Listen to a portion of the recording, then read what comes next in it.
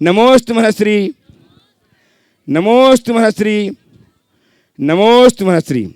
प्रथम प्रश्न के लिए आमंत्रित कर रहा हूँ सुश्री रति गोधा को, सुपुत्री संजय जी गोधा, धन्यवाद। नमोस्तु महाराज जी।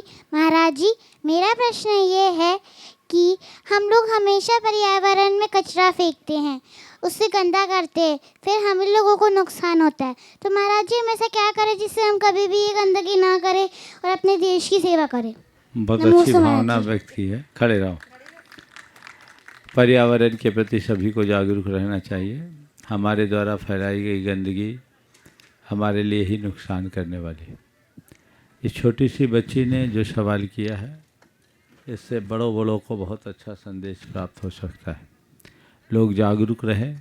विडंबना ये है कि लोग पर्यावरण की बातें करते हैं पर उसका अनुपालन नहीं करते। हर काम में डिस्पोजल का प्रयोग करना, प्लास्टिक का अंधाधुंध प्रयोग करना। प्लास्टिक का कचरा प्रतिदिन हजारों टन समुद्र में जा रहा है, जो आने वाले समय में एक बहुत बड़ी समस्या का रूप लेगा। अन्य प्रकार से भी जो गंदगी का प्रसार किया जा रहा है वो किसी अर्थ में ठीक नहीं है। इस बच्ची के सवाल के माध्यम से सभी को प्रेरणा लेना चाहिए और पर्यावरण से किसी भी प्रकार की छेड़खानी न करने के लिए संकल्पित होना चाहिए। उपस्थित हूँ सुश्री यशस्वी अजमेरा। नमोस्तु महर्षि, नमोस्तु महर्षि। मेरा प्रश्न ये है कि हम लोग जब सुबह सुबह कलश देखते जैसे दिनवानी चैनल में, तो हम लोग को उस समय खाना खाना चाहिए कि नहीं? ये बताओ, भगवान का कलश देखते समय कभी कुछ खाते हैं क्या? नहीं, अभी तो नहीं खाते। तो फिर मंदिर में जब नहीं कर सकते तो घर में भी जब भगवान का कलश देख रहे उस समय नहीं करना चाहिए। समझ गए? उसको देख के खाना चाहिए। चलो। भट्ट पाटवती उपस्थित हूँ। नमोस्तु महाराज जी, नमोस्तु। मेरा प्रश्न ये है कि आदिनाथ भगवान के दो नाम कैसे पड़े? आदिनाथ भगवान का ऋषभ देव तो उनका मूल नाम था ही, पर युग के आदि में हुए इसलिए उनका नाम आदिनाथ पड़ गया। समझ गए? तो ये नाम अनेक महापुरुषों के जीवन में अलग अलग प्रसंगों में पड़ जाते हैं। ओम। श्रीमती नेहा जी सरावगी, कोलकाता से। नमोस्तु महाराज जी, नमोस्तु। मेरा प्रश्न ये है कि एक बच्चा जब जन्म लेता है तो हमेशा उस पर माँ का संस्कार क्यों बोला जाता है? क्या उस पर, जिस घर में वो पैदा लिया, जिस घर का वो अन्न खाता है, जिस घर में वो रहता है, क्या वहाँ का संस्कार उस पर नहीं पड़ता है? हमेशा क्यों कहा जाता है कि माँ का जैसा संस्कार है तो बच्चे का वैसा ही संस्कार रहेगा? बहुत अच्छा सवाल। देखो, कोई बीज बोते हैं, बीज से पेड़ उगता है ना। पेड़ में नाम किसका पड़ता है? आम के बीज से ये आम का पेड़ है, ये अनार का पेड़ है, ये इमली का पेड़ है। तो जिसका बीज है उस पेड़ को वो नाम मिलता है। लेकिन वो बीज को उत्पन्न कौन करता है? मिट्टी, धरती। समझ गए? उस बीज का पल्लवन किससे होता है? धरती के रस से। और उसमें स्वाद और उसका सत्व कैसा होता है? धरती के अनुसार।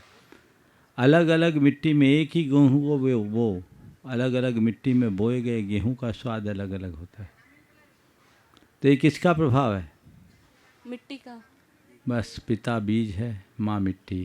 संस्कार मिट्टी का ज़्यादा पड़ता है। समझ गए? चलिए। आए श्रीमान सुनील जी रारा, आशा जी रारा के साथ डाल्टनगंज से ट्रस्टी गुड़ायतन तैयार हैं। श्रीमती ईसा जी, राजीव जी जैन, गोमिया। गुरुदेव के चरणों में सब परिवार बारंबार नमोस्तु गुरुदेव, नमोस्तु नमोस्तु गुरुदेव। मेरी एक शंका है, जैसे अपन शांति धारा करते हैं जिस झाड़ी में, उस झाड़ी में अपन को गोला लगाना चाहिए या नहीं? दूसरा है, जैसे शांति धारा करते हैं तो प्रभु के मस्तक पर भी धारा छोड़ते हैं। तो जैसे हम लोग यहाँ बीच में बोलते हैं कि यंत्र जो कीजिए, उस समय जब क्या बीज अक्षर आते हैं छिन छिन भिन भिन, तो करना क्या चाहिए, प्रभु के मस्तक पे या यंत्र जी पे? देखिए, सबसे पहले तो हम नारियल क्यों लगाएं? कलश पे, लोटे में जब हम नारियल लगा देते तो कलश बनता है। अष्टमंगल में कलश एक मंगल है। तो इसलिए कलश से यदि अभिषेक करे तो नारियल या गरीगोला लगाना चाहिए। झाड़ी में नारियल या गरीगोला लगाने का कोई औचित्य नहीं, क्योंकि अष्टमंगल में झाड़ी खुद में एक मंगल है। आप लोग जब उसमें नारियल लगा देते तो न झाड़ी रह पाती न कलश, ये एक रूढ़ी है, इसलिए उसमें नहीं लगाना चाहिए। हाँ, शांति धारा करने के उपरांत भगवान को अर्घ चढ़ाओ, उसमें नारियल चढ़ा दो, गरीगोला चढ़ा दो, ये उत्तम विधि है। रिद्धि मंत्र के माध्यम से जब भगवान का अभिषेक करें तो भगवान के मस्तक पर धारा करने में कोई बाधा नहीं। पर कुछ लोगों की मान्यता है कि कामना मंत्र कभी भी भगवान के सिर पर न छोड़े, इसलिए कामना मंत्र की बात आती है तो लोग वो धारा यंत्र पर करते हैं। कामना से करें तो नमोस्तु गुरुदेव। उपस्थित हों श्रीमती ईसा जी, राजीव जी जैन गोमिया। महाराज श्री के चरणों में नमोस्तु। महाराज श्री, मेरा प्रश्न ये है कि अगर धर्म पर और देश पर दोनों पर एक साथ संकट आए तो हमें किसकी रक्षा करना चाहिए, धर्म की या देश की? सर्वोपरि कौन हुआ, देश या धर्म? बहुत अच्छा सवाल किया है। अगर एक साथ दोनों पर संकट हो, देश और धर्म, तो हमें किसकी रक्षा करनी चाहिए? अगर मुझसे पूछो तो मैं कहूँगा देश की रक्षा करना चाहिए, क्योंकि देश रहेगा तभी तो धर्म रहेगा, देश चला जाएगा तो धर्म भी नहीं बचेगा। जैन धर्म की एक विशेषता है, जैन धर्म में आत्म धर्म से ऊपर राष्ट्र धर्म को कहा गया।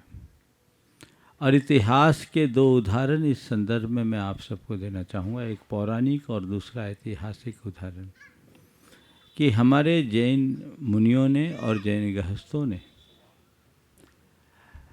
राष्ट्र हित में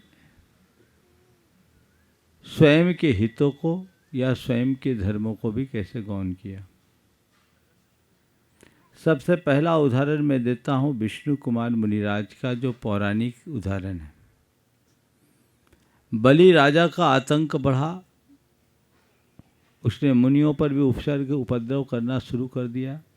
विष्णु कुमार मुनि महाराज को जब पता लगा, वे बड़े व्याकुल हुए, तो उन्होंने उस समय की रक्षा के लिए अपना धर्म त्यागा, मुनि मुद्रा त्याग कर, बामन का भेष भराकर राजा बलि को सबक सिखाया। ये हम सबको पता है।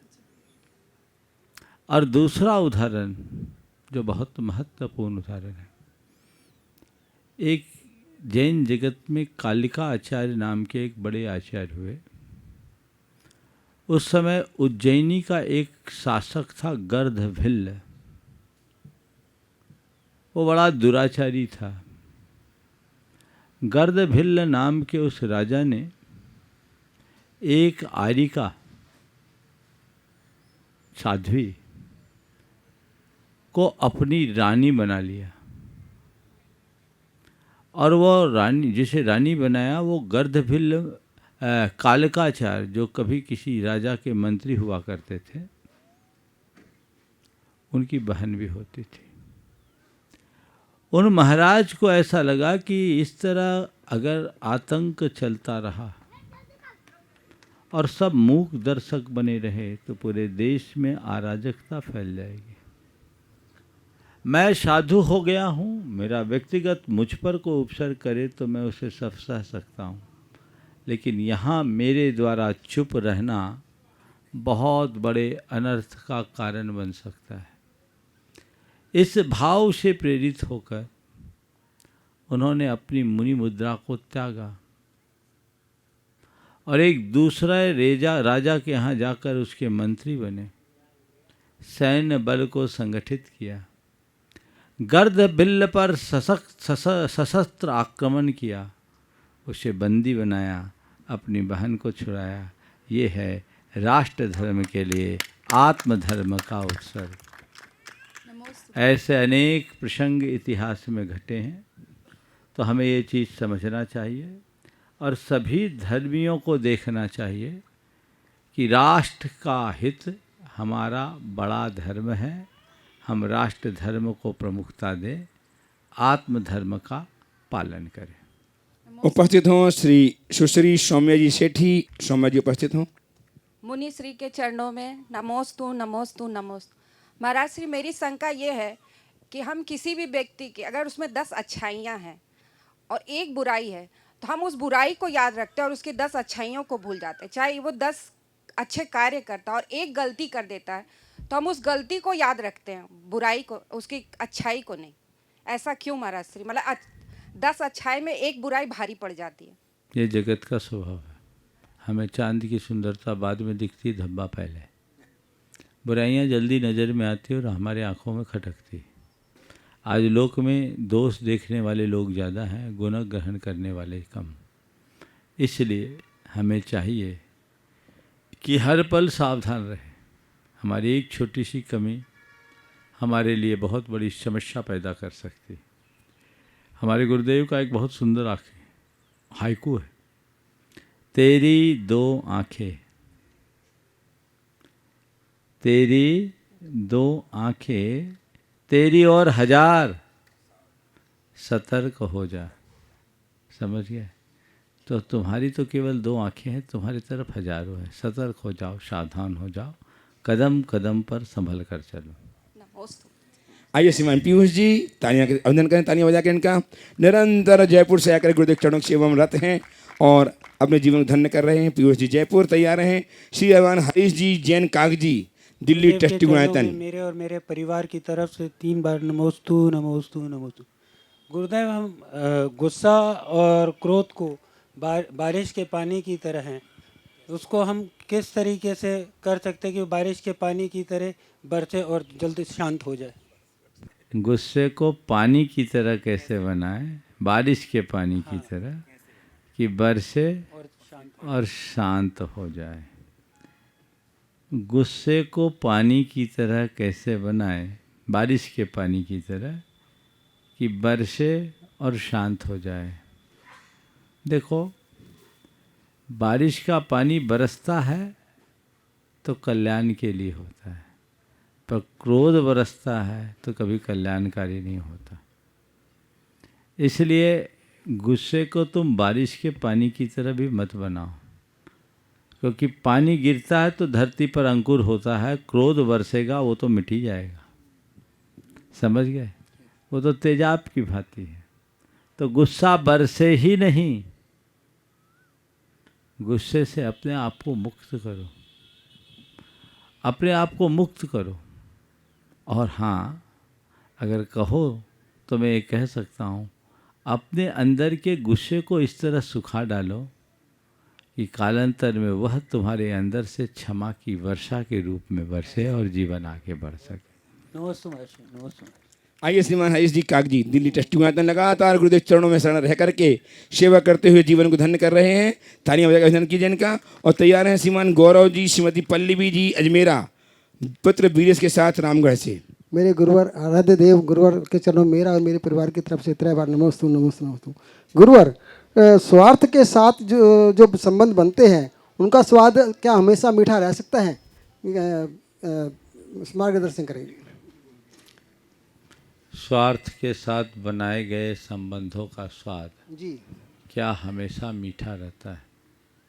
इमरती खाए हो जी? कैसा स्वाद होता है? एक बार तो मीठा लगता है जी। कितने दिन तक मीठा रहता है? नहीं तो ये तो एक रसगुल्ला भी तीसरे दिन खट्टा हो जाता जी है। बिल्कुल जी। तो बस एक ध्यान रखना, जो भी आरोपित मिठास होगी जी जी जी वो ज़्यादा दिन तक नहीं टिकती। आज नहीं कल उसका स्वाद खट्टा होगा, इसलिए हमें इनसे बचना चाहिए। नमस्ते नमस्ते नमस्ते। श्रीमान गौरव जी, श्रीमती पल्लवी जी जैन अजमेरा। नमोस्तु महाराज श्री। ओ, मेरा क्वेश्चन है, सब भगवान जी अलग अलग रंग के क्यों होते हैं? सब भगवान जी अलग अलग रंग के इसलिए होते हैं कि आप हर भगवान का अलग अलग ध्यान कर सको। एक ही रंग के होंगे तो एक में ही सब आ जाएंगे। समझ गए? नमोस्तु महाराज श्री। मेरा प्रश्न ये है कि महाराज श्री, बच्चों की पढ़ाई में एकाग्रता कैसे लेकर आए? एकाग्रता कैसे लाएं? जी। बच्चों को पढ़ाई के प्रति जागरूक करें और बच्चों को योग कराएं, उनसे ओंकार की नाद कराएं। ओंकार की गहरी नाद करने से भी एकाग्रता बढ़ती है। अगर बच्चे थोड़ी देर के लिए 5 मिनट का भी भावना योग करते हैं तो उससे भी उनकी एकाग्रता बढ़ती है। और बच्चों को एक बात बताएं कि तुम्हें जो कुछ करना है सो करो, पर एक बात अपने दिमाग में बिठा दो कि पढ़ाई किए बिना तुम्हारा काम नहीं होगा। तो बच्चे धीरे धीरे पढ़ने में अपनी एकाग्रता रखेंगे। खेल कूद के लिए बच्चे को मना न करें, उन्हें खेलने कूदने दें, पर उनसे ये बात बताएं कि खेल कूद के समय खेल कूद करें और पढ़ाई के समय पढ़ाई, तो बच्चों में परिवर्तन आ सकता है। नमोस्तु महाराज। उपस्थित हों श्रीमती रंजू जी लोहाड़िया जयपुर से। तैयार हैं रामगढ़ से श्रीमान संजय जी जैन। तो महाराज जी नमोस्तु महाराज जी। दिन में हम रामगढ़ के मंदिर के दर्शन करने गए थे। वहाँ पे हमने तीनों वेदियों में सारी प्रतिमाएं 13-13 देखी। तो ये सम विषम की जो है वो क्या है? आप मतलब वेदियों में अपन सम विषम प्रतिमाएं रखते हैं या पूरी बराबर भी रख सकते हैं? 13-13-13 हुआ ना। हाँ। हर में ऊन है ना, 13-3-39 भी ऊन है। अच्छा।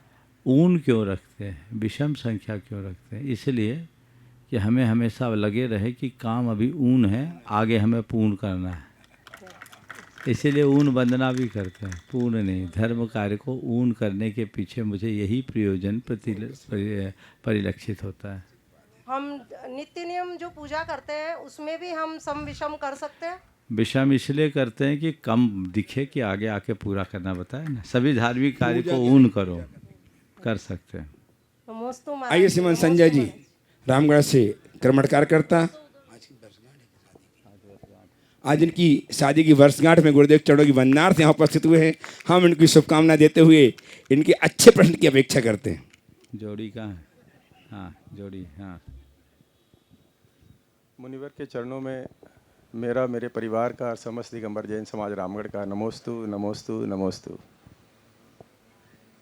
गुरुवर, मेरा प्रश्न है क्षमा करना, क्षमा मांगना, कृतज्ञता प्रकट करना और समय पर चुप्पी धारण करना, इन तीनों के विवेकपूर्ण इस्तेमाल से हम क्षणांश से चूक जाते हैं अक्सर, और उसकी विवेचना तुरंत करते हैं कि ये हो सकता था। तो क्या ये हमारे आत्मबल की कमी को दर्शाता है, और इसको पुष्ट करने के लिए हम क्या कर सकते हैं? निश्चित, बहुत अच्छी बात आपने की। क्षमा करना, क्षमा मांगना, कृतज्ञता ज्ञापित करना और समय पर चुप्पी साधना। प्राय लोग इसमें स्खलित होते हैं, समय पर चूकते हैं, क्षणांश बात बोध होता है। ये एक कमजोरी है संस्कारगत, और इस कमजोरी को बड़े आसानी से आप समाप्त कर सकते हैं यदि नियमित भावना योग करें। खाली समय में जब आपको ये लगता है कि यहाँ चूक गए, तो आप चूक गए उसे दिमाग से हटाएं। मुझे क्षमा करना है, मुझे क्षमा मांगना है, मुझे कृतज्ञ रहना है, मुझे समय पर चुप रहना है। ये 4 कमांड बार बार दोहराइए। आप देखिए, जब भी ऐसा मौका होगा आपके अंदर से आवाज़ आएगी, मुझे क्षमा कर देना है, और आप क्षमा करोगे। मुझे क्षमा मांग लेना है, क्षमा मांग लोगे। फिर आपको कृतज्ञता ज्ञापित करने में एक पल नहीं लगेगी, और अंदर से आवाज़ आएगी चुप रहा है, तो आप बोलोगे नहीं। ये स्थितियाँ होती। नमस्ते महाराज। महाराज श्री, दिल और दिमाग में किसका सुनना चाहिए, दिल का कि दिमाग का? घर में रहो तो दिल का, और दुकान में रहो तो दिमाग क्वेश्चन का। नहीं हुआ महाराज श्री। अच्छा, पहले पूरा क्वेश्चन तो कर ले। हाँ हाँ कर। जैसे दिल कह रहा है महाराज श्री पहुँचेंगे, हाँ लेकिन दिमाग कह रहा है कि नहीं पहुँचेंगे, हाँ, तो अब इसका निर्णय हम कैसे लें? दिल का सुने कि दिमाग का माने? बस ऐसा करो, बिल्कुल ठीक कह रहे हो। पहले तो तुम्हारे सवाल के 2 हिस्से हैं, तो पहले हिस्से का उत्तर अलग देता हूँ, दूसरे हिस्से का अलग देता हूँ। दिल और दिमाग में किसका सुने?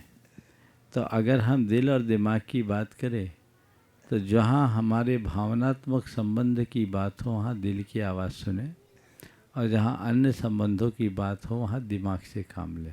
समझ गए? अब इधर आप दूसरी तरफ से इस सवाल को पलट दो, इसमें दिल और दिमाग मत लगाओ।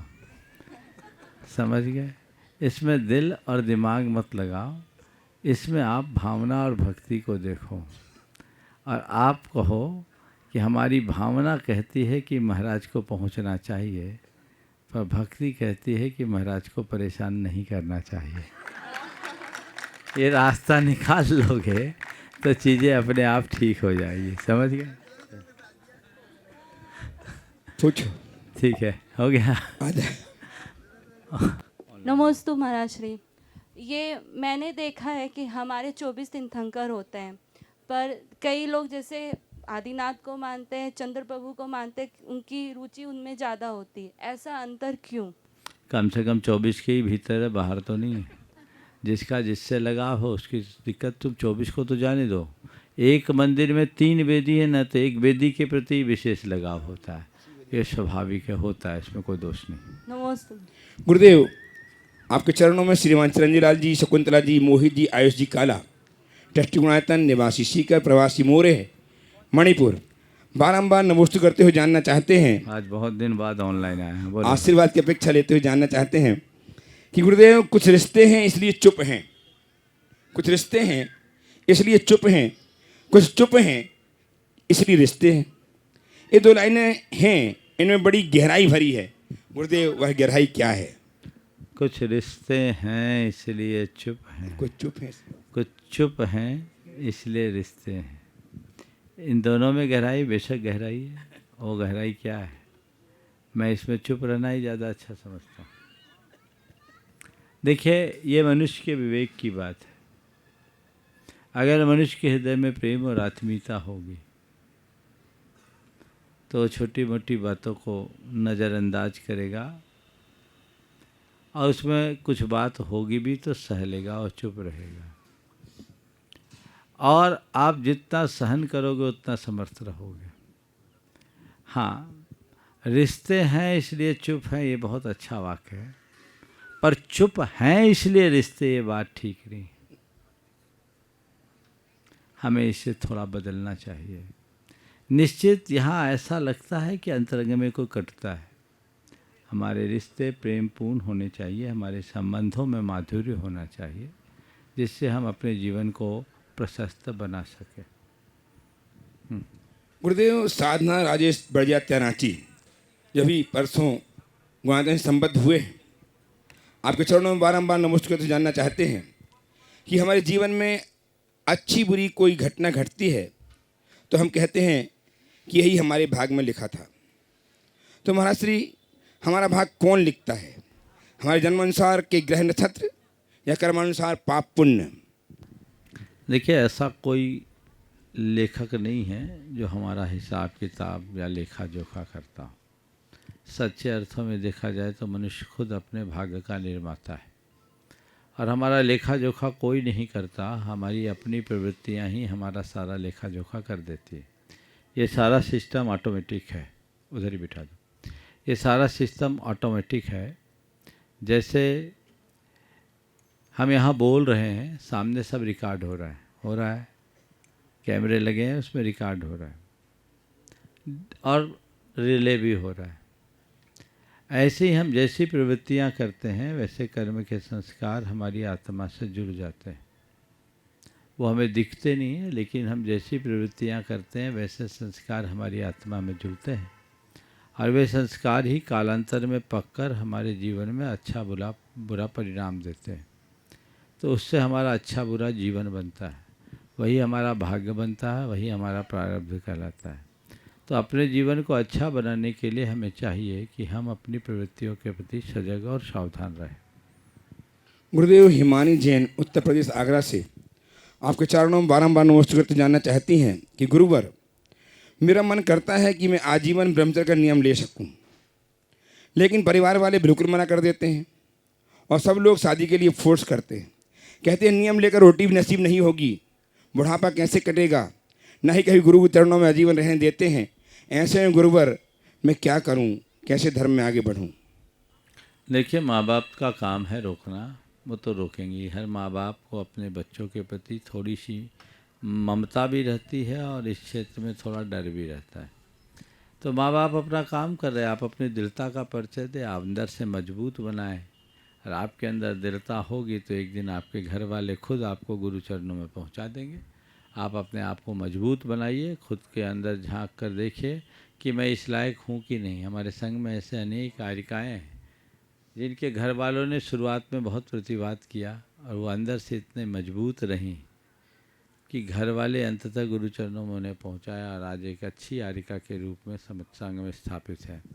तो आप लोग भी इस तरीके से कर सकते हैं, पर जब तक अंदर से दृढ़ता ना हो तब तक ब्रह्मचर्य या वैराग्य की बात करना सही नहीं है। पहले अपने आप को मजबूत बना ले। जो वैरागी होता है वो रोटी की चिंता नहीं करता, रोटी तो उसके पीछे भागती है। लेकिन ये सब बातें अगर कहीं आपको प्रभावित कर रही है तो निश्चित ऐसा लगता है कि अंदर से कहीं ना कहीं कोई कमी है, और इन कमियों के रहते हम अपने जीवन को अच्छा नहीं बना सकते। जीवन को अच्छा बनाने के लिए हमें अंदर से पूरी तरह तत्पर रहने की आवश्यकता है। गुरुदेव, हैदराबाद से श्रीमती रेखा जी जैन आपके चरणों में बारंबार नमोस्तु करते जानना चाहती हैं कि गुरुवर, व्यवहार में बोला जाता है कि समय आएगा तो काम हो जाएगा, तो तत्वार्थ सूत्र के अनुसार ये जो काल लब्धि के बारे में बताया गया है वह व्यवहार में कैसे समझा जाए? दिमाग मत लगाइए। आप अगर ये सोचकर हर जगह लगेंगे कि समय आने पर काम हो जाएगा तो आप कोई काम ही नहीं कर पाएंगे। तो आप काम करने का उद्यम कीजिए, और लगातार उद्यम करने के बाद भी अगर काम ना हो तो उद्विग्न मत होइए। ये सोचिए कि अब इसका समय नहीं आया, समय आएगा तो हो जाएगा। लेकिन चेष्टा किए बिना आप ये धारणा बना लेंगे कि जब समय आएगा तब हो जाएगा, तो न समय आएगा न काम होगा। हमारे हाथ में जो है हमें वो देखना चाहिए। हमारे हाथ में जो पुरुषार्थ है वो हम सतत करते रहें, परिणाम जो भी मिले उसे सहज रूप से स्वीकार करें। गुरुदेव, सुरेंद्र कुमार जी जैन कोलकाता, जो मुनि व्यवस्था समिति में सुरक्षा मंत्री पद पदस्थ हैं, आपके चरणों में बारंबार कोटि कोटि नमोस्तु करते हुए जानना चाहते हैं कि गुरुदेव, आजकल सांधना कराने, करने और दिखाने की चलन में होड़ मची है। ये तो सब ठीक है, परंतु गुरुदेव, अनेक लोगों के द्वारा मंत्रोच्चार के में बहुत ज़्यादा अशुद्धि होती है। अशुद्ध मंत्रोच्चार किया जाता है, तो क्या अशुद्ध उच्चारण फलदायी होगा? देखिए, जो भी शांति धारा आदि कराते हैं इसका बड़ा महत्व है, करना चाहिए, पर मंत्रों की शुद्धि होनी चाहिए। जो शुद्ध उच्चारण करने में समर्थ है उन्हें ही शांति धारा के मंत्र बोलना चाहिए। जो उसमें समर्थ नहीं है उनको नहीं बोलना चाहिए। गुरुदेव, संपतलाल जी छावड़ा कोलकाता अपनी सुपुत्री सुनीता जी की शंका प्रस्तुत करना चाह रहे हैं। वे कहते हैं, गुरुदेव, जिसे हम अपसम्मान या स्वाभिमान मान रहे होते हैं वह सामने वाले की नज़र में हमारा अहंकार लगने लगता है। ऐसे में हम स्वाभिमानी हैं या अहंकारी, इसे कैसे पता करें? इसका मापदंड क्या है? अनेक बार मैंने स्वाभिमान और अभिमान के बीच की बारीक रेखा का स्पष्टीकरण किया। ये सच है कि प्रायः लोग अपने अभिमान को ही स्वाभिमान दे देते, नाम दे देते। स्वाभिमान और अभिमान दोनों अलग अलग चीज़ है। अपने मन में मान की चाह ही स्वाभिमान है, और खुद के अपमान से अपने आप को बचाए रखना, अपनी गरिमा को बनाए रखना, मेरा अपमान न हो, इस जागरूकता का नाम स्वाभिमान है। कोई मुझे सम्मान दे, इसकी चाह जब तक मन में है तब तक वो अभिमान है। पर मैं ऐसा कोई कृत्य ना करूं जिससे लोग मुझे नीचा दिखाए या मुझे नीचा देखना पड़े, मुझे अपमानित होना पड़े। इस सावधानी का नाम, इस गरिमा के बोध का नाम स्वाभिमान है। इसलिए दोनों की भेद रेखा को समझ करके ही आगे बढ़ना चाहिए। गुरुदेव, मालेगांव महाराष्ट्र से प्रणाल जैन बार बार नमोस्तु करते हुए जानना चाहते हैं कि गुरुवर, मैंने कहीं पढ़ा था कि अगर आप अपेक्षा रखते हैं कि दुनिया आपके साथ अच्छी रहे, अच्छी बनी रहे, क्योंकि आप अच्छे हैं, तो आप खुद को बेवकूफ़ बना रहे हैं।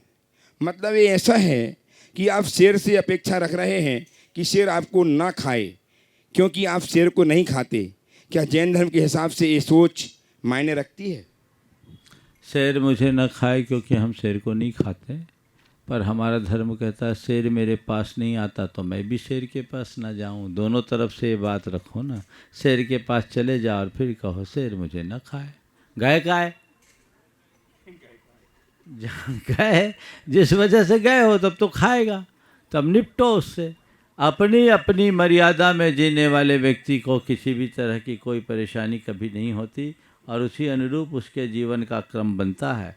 इस अनुरूप आगे बढ़ कर के चलना चाहिए। गुरुदेव, अशोक कुमार गांधी उत्सव 16 अहमदाबाद से आपके चरणों में नमोस्तु करते जानना चाहते हैं कि गुरुदेव, कहा गया है कि ताकतवर वो नहीं जो शरीर से मजबूत हो, ताकतवर वो है जो अपनी सोच से मजबूत हो।